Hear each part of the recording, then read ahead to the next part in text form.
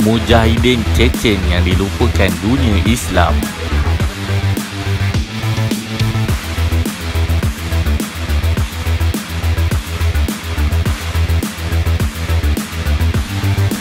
Sejak kejatuhan salah satu kuasa besar dunia pada abad ke-20, Soviet Union hanya tinggal kenangan dalam peta dan minda masyarakat antarabangsa. Ia tewas di tangan Mujahidin Afghanistan yang kononnya akan hanya mampu bertahan dalam tempoh 2 minggu sahaja menerusi serangan udara, darat dan laut. Tetapi telahan itu meleset malah berlarutan selama 9 tahun. Akhirnya Soviet bertukar kepada Rusia pada Februari 1991.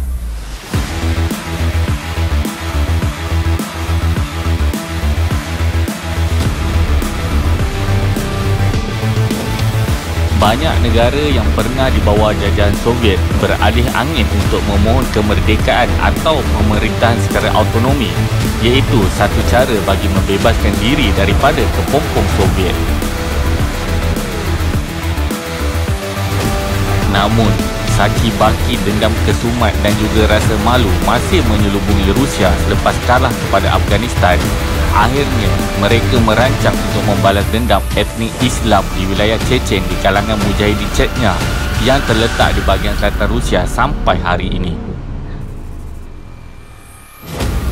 Tidak ramai yang tahu termasuk umat Islam secara dalam apa yang terjadi kepada mereka, iaitu Mujahidin Chechnya saban hari terhadap dengan serangan mortar, meriam serta segala peralatan persenjataan canggih pihak Rusia yang mensasarkan mereka sebagai musuh utama.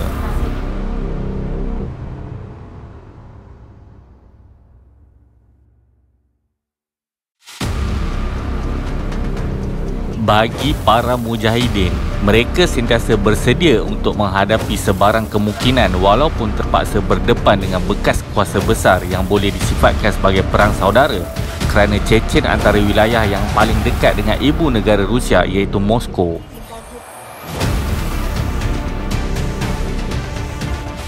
Chechnya yang telah menjadi agenda dunia sejak sedekad yang lalu merupakan sebuah negara kecil yang berukuran kira-kira 16,000 km persegi. Di dalam persekutuan Rusia hari ini ada 19 republik autonomi yang mempunyai kedudukan yang sama seperti Chechnya. Republik-republik ini membentuk 28% dalam 1/4 daripada keseluruhan wilayah Rusia.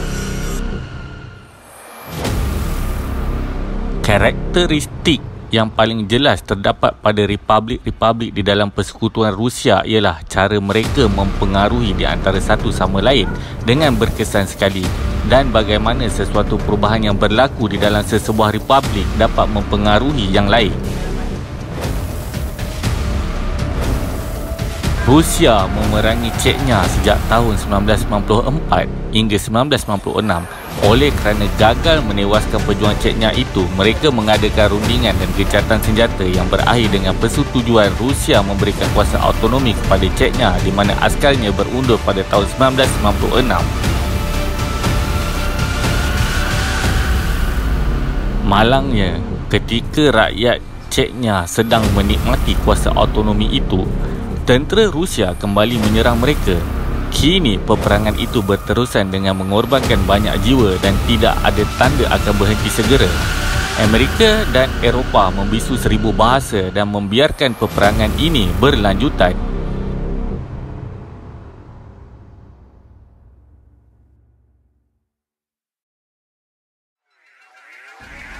Di samping semua ini, masih ada satu elemen yang menjadikan Chechnya begitu penting kepada Rusia. Ketakutan Moskow yang sebenar seperti contoh di Bosnia dan Kosovo ialah penubuhan dan perjuangan membela hak-hak umat Islam yang tinggal di dalamnya.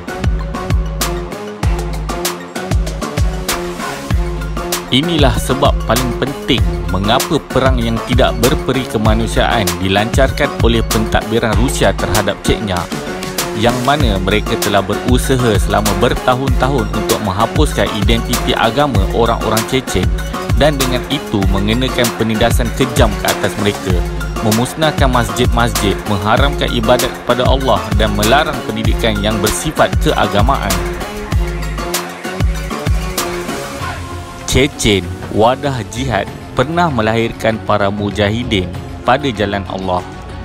Kekentalan para mujahidin Islam yang tidak rela diambil tanah mereka walau seinci pun oleh tentera komunis Rusia menyemarakkan semangat mereka untuk terus mara walaupun tidak memiliki persenjataan canggih yang menjadi sandaran dalam sesuatu jihad menentang musuh Allah.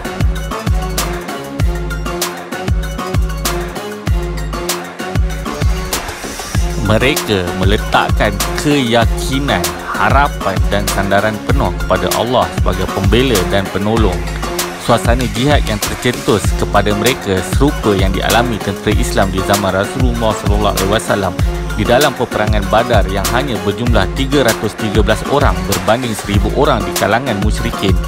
Allah mengingatkan mereka dengan firman-Nya menerusi ayat 249 mengenai Talut dan tenteranya yang sedikit menghadapi musuh di kalangan tentera-tentera Jalut. Maksudnya, berapa banyak terjadi golongan yang sedikit dapat mengalahkan golongan yang banyak dengan izin Allah, dan Allah berserta bersama orang-orang yang sabar.